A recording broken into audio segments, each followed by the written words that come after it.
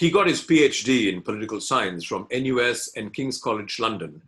He was class valedictorian. He's written extensively on race, religion, and especially on Islam. He's currently assistant professor with NTU. Walid Jumblatt, welcome to Inconvenient Questions. Thank you. It's my pleasure to be here. Well, let's get straight to the questions, right? Sure. Now, since 9/11, the incident, the terrorist attack on the Twin Towers in New York in 2001, on September 11th of 2001, there has been a sea change, a dramatic shift perhaps, in the way Muslims as well as Islam is being viewed globally. Would you agree with this? And if you do, could you explain why this came about? Right. I think to some extent that is definitely true. Post 9/11, Islam, and also there is a context to this, right? It's after the fall of the Cold War, and it was Muslim extremism that became sort of the new enemy. And 9/11 really crystallized a lot of non-Muslims' fears about Islam and about how Islam supposedly can become violent. But it's also in some ways not new, because Edward Said talked about Orientalism and how Islam is the other for Western civilization or for European civilization. Joseph Massad, in a more recent work, wrote that Islam is how the West defines itself in opposition to, and this is historically true. So in some ways, yes, September 11 sort of worsened the situation in terms of how Islam and Muslims are viewed, but it's also not exactly a new phenomenon. I would say it exacerbated it widely, but it's not new per se. So what you're saying is that this perception created about Islam persisted, yes, even way before. Yes, it just exactly. that it gave it more fuel. Yeah, for sure. 9/11. For sure. Yes. Now, what is it that made the world view Islam this way, even before 9/11? Right. So I would say especially Western civilization over the past 200 years, post-Enlightenment, Western civilization has taken on a particular trajectory. And especially with regards to the Enlightenment, Christianity has sort of been reformed, right? And the Reformation especially started with the Reformation and the Enlightenment. And in many ways, a lot of Western authors and thinkers were saying that Islam either had to be reformed in the same way that Christianity was reformed, or Islam could not be reformed. As some even colonialists were saying, a reformed Islam is Islam no longer, was the saying. So there was some push for Islam to be understood differently, even though I would say the trajectory of the two civilizations have been different. So the Reformation and the Enlightenment arose out of specific circumstances in Western Europe, right, which Sure. Go ahead, please. Which may or may not have existed in the Islamic world. Right. Would you say that in the more recent past, in the last 50 years, 70 years, the international media did play a role? Oh, absolutely. It's the media has always been and continues to be. I mean, maybe the bias is subconscious. Is not. Sometimes it's overt and intentional, but most times it's subconscious, right? For instance, if you see a white or non-Muslim gunman, right? It's always a lone gunman with mental issues, right? But when it's a brown Muslim, right, it's always Islam that is the motivating factor.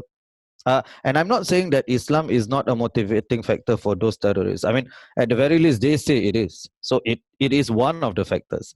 But surely it's multifaceted, right? The vast majority of Muslims are not motivated to do extremist acts. So a constant cannot explain variation, right? So obviously, yes, Islam matters, but other things matter as well. So the media portrayals do matter, but ultimately also there is something there for the media to take advantage of. So you're saying there's no smoke without fire. Exactly. Now, the term Islamophobia, I mean, it's controversial, right? Islamophobia, yes. The term has been used again and again. Basically, it's a certain phobia for anything Islam. Yes. Muslims, anything that's Islam. Yes. Now, Islamic. Now, you did say the constant is what we should look at, not the variations, right? Right. Now, what if I play the devil's advocate and tell you that unfortunately, there are so many instances of terrorist acts. Take Singapore alone. If you look at the terrorist activities that took place in this country, right? Very unfortunately, the perpetrators that were arrested, all claim to be Muslims. I'm not suggesting that they acted strictly in accordance with the Quran, but they had a certain profile that made them appear to be Muslims, right? You take the 2001-2002 ISD arrests of 21 members of the Jamia Islamiyah group, right? Now, they were planning a whole series of bomb attacks, including Yishun MRT station and several embassies. In the end, out of the 21 people who were arrested, 18 were detained, and all of them, unfortunately, were Muslims. Yeah. Now, so would you say that this sort of incidents invariably give people, in general, a sense that where you associate terrorism with Islam? Right. Unfortunately, that is the reality, right? So to some extent, you can't really blame people for associating that, because majority of the terrorists that they see, if not exclusively, they at least profess to be Muslim. So there is that reality. At the same time, as I said, there are also incidences of that two refutations, I would say, or two mild counters. Counter arguments. Counter arguments. So one is there are non-Muslim terrorist groups throughout the world, right? The IRA, I mean, that was a bitter war that was fought, and throughout Europe, throughout Western Europe, even white supremacist groups. And secondly, as I said, the people who suffer, or I didn't say this earlier, the people who are the victims of Muslim extremism, the number one group is Muslims as well, on two counts. One is these Muslim extremists do not differentiate between, when they're going to bomb Yishun MRT, they don't care what is the time that Muslims do not go there the most, right?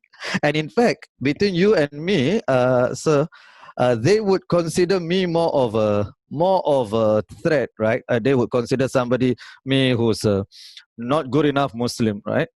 So I am more of a target than you would be.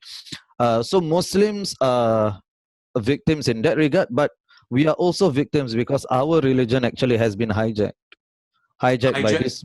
Has been hijacked. So on 9/11, it wasn't just the plane that was hijacked, but Islam was hijacked by the terrorists as well.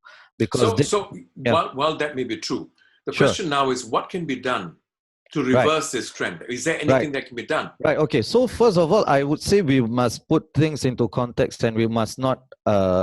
We must understand the problem properly. And it is a very small minority of Muslims who subscribe to extremist thought. Second of all, the problem is multifaceted. I think religious extremism is undoubtedly one of it. Religious deviation, right, is one of it for sure, but it's not the only factor. Usually there are socio-economic state factors that are at play, and there are also genuine grievances that are manifested in actions which are not right. Genuine grievances about foreign policy, for instance, genuine grievances about dictatorships in Muslim lands, for instance, right? So there are a lot of a lack of political rights, a lack of individual liberties in these Muslim countries, which give rise to this. For instance, would ISIS have come to power without the invasion of Iraq? I doubt so. It created a gap. Now that the invasion of Iraq doesn't explain the rise of ISIS completely, because religious deviation definitely plays a part, but it enabled the rise of ISIS. You mean a power vacuum? Exactly, a power vacuum, yes. Well, while I agree, I can see where you're coming with this. One could argue that, I mean, take a country like Singapore. I think there is a certain level of acceptance and tolerance of each other. different religions, different races, and I think we Absolutely. probably are a standard bearer in the world when it comes to this, you know. I mean, of course there are aberrations, of course there's discrimination, but within tolerable levels, it does exist. Right? Then the question is, in such a society, how come we are still seeing some of these incursions, so to speak? You know, so let me give you the example. In 2015, a certain Mufti Menk from Zimbabwe, right? Yes. He was proselytizing a particular point of view that Muslims should not be saying Merry Christmas. Should not be. I mean, to me, that is something that I find difficult to accept, because we grew up, you know, different races, different people of different religions wishing each other, you know, me wishing someone else, you know, Salamat Hari Raya and so on. But now you're saying Muslims can't do that. Now, and for me, it was the right move by the Minister for Law and Home Affairs to actually deny access to such an individual to come into this country. Yet there are Muslims in Singapore who felt that who don't quite agree with the decision by the government to deny entry to such an individual. What's your view? Yeah, sure.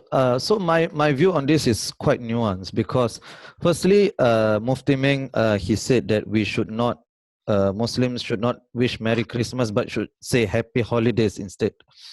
So that would put a different spin to the matter, because he's not saying that you cannot wish non-Muslims at all. It's just that you shouldn't greet them with a religious greeting. That was his point. Secondly, the official... No, but do you agree with that? Yeah. So I will get there. So the official fatwa by MUIS is that it is allowed. It is allowed. Fatwa, could you explain what a fatwa is? So the edict or the religious guidance offered by MUIS, the Islamic Religious Council of Singapore, says that Muslims in Singapore can and should wish Merry Christmas. And I do for my friends. I do that. I text them all the time. So for their religious festivals. So I personally think that it should be permissible, right? At the same time, the Islamic Religious Scholars Association, PERGAS, issued a long explanation on this and said that there have traditionally been two opinions on this. One is that you should not wish things like Merry Christmas, but say things like Happy Holidays. I'm paraphrasing. And second is you can wish. And PERGAS says you can and you should. But there is this opinion in Islamic jurisprudence for sure. So I cannot deny that there is that opinion. What I would say is, I would say that is a conservative opinion. I wouldn't necessarily say that is an extremist opinion. An extremist opinion would be someone who say Muslims cannot mix around with non-Muslims. I think that's extremely dangerous, and that must be rejected in any shape or form. Do you think you could be guilty of splitting hairs? I don't think so, actually. I don't think so. I think the difference is quite... Okay, let me give you an example. I know elderly Singaporeans, elderly Muslim Singaporeans, who do not wish their neighbors Merry Christmas, but they constantly give food to their neighbors, their non-Muslim neighbors. But they don't wish their neighbors Merry Christmas on religious grounds.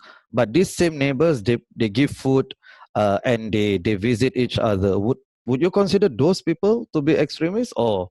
I wouldn't call them extremists, but I would call the position adopted as somewhat extremist. I see. I mean, for me, it's the act. It's not them. It's the act. Right. I understand. Denying yourself to celebrate, openly without these restrictions. I think that's what is the victim in such a situation. Now, if it's precisely, I would say, actions such as this, restrictions such as this, that perhaps what prompted our founding leader, Mr. Lee Kuan Yew, right, to say in his book, Hard Truths to Keep Singapore Going, in 2011, he said, and I quote him, he said, "I think we were progressing very nicely until the surge of Islam came.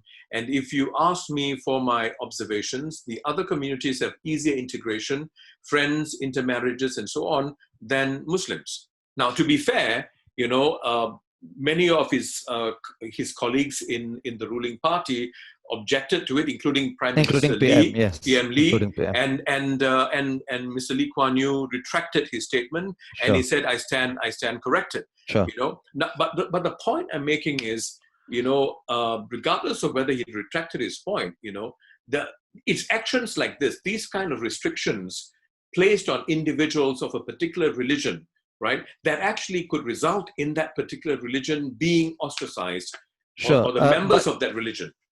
You mean restrictions placed by fatwas, or placed by individuals like Mufti Meng.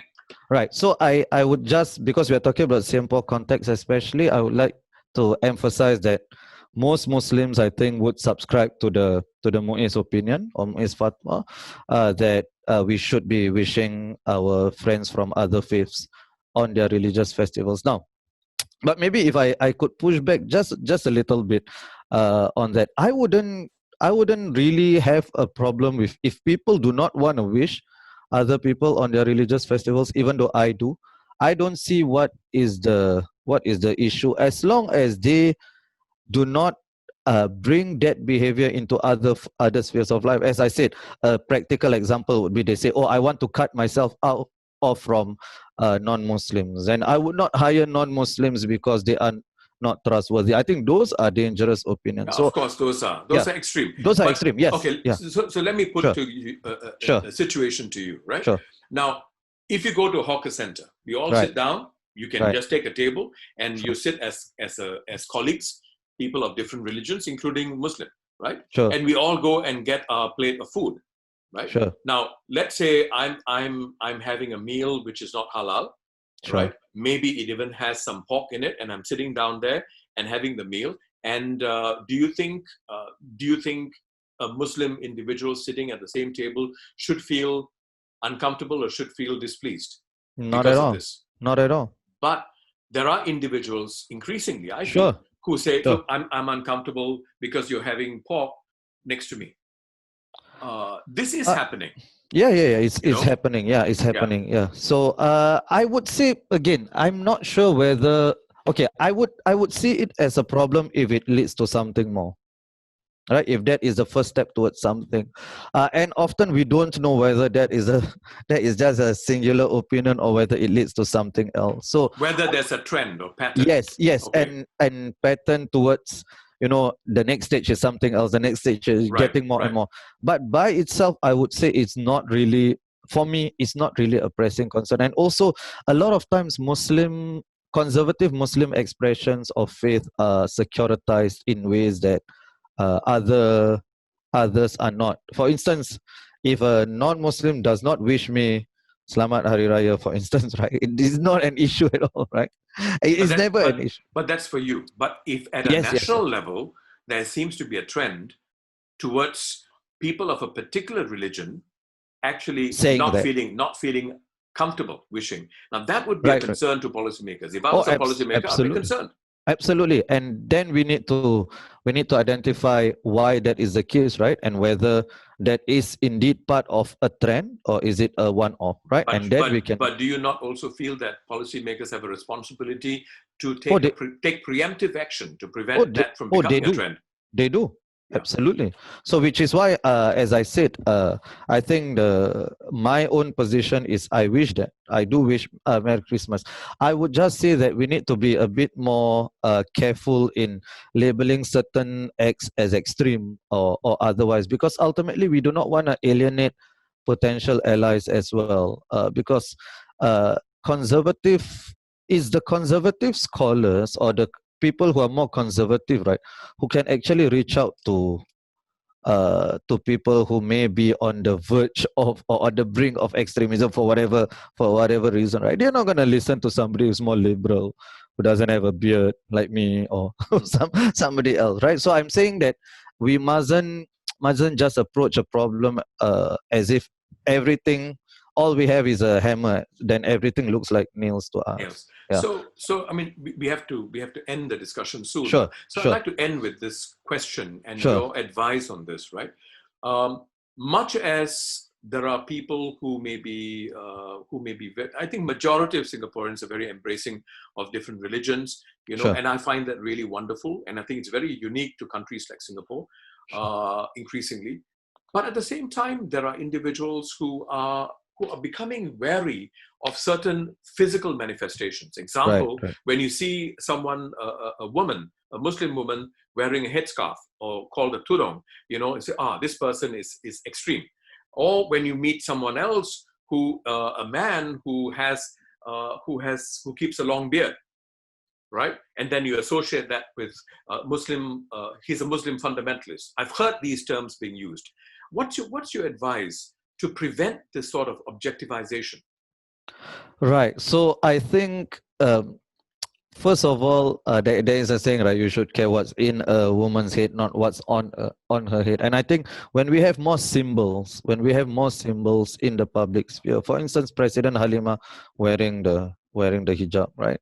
I think that would do wonders for how people perceive others. But at the same time, it's also about combating these stereotypes at a very, very early age, I think. Where does that come from, right? The idea that, you look at a person wearing, how do we even reach that stage where you look at what a person is wearing and then you make snap judgments about that person, right?